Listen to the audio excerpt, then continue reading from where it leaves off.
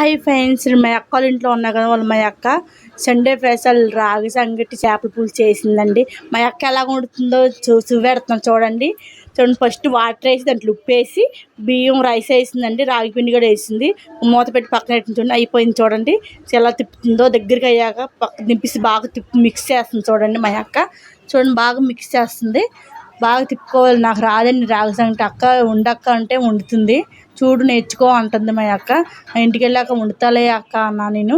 నాకు నెయ్యి అంటే చాలా ఇష్టం అండి. నెయ్యి తీసుకొచ్చి వేస్తుంది. ఇంట్లో నెయ్యి లేకపోతే నెయ్యి కొనుక్కొచ్చి 2 ప్యాకెట్లు వేసిందండి. చిన్న చిన్నలాగా ఉన్నాయి అవి. బాగా తిప్పుతుంది చూడండి. బాగా మిక్స్ చేసుకుంటే వంట బాగా వచ్చిద్దంట.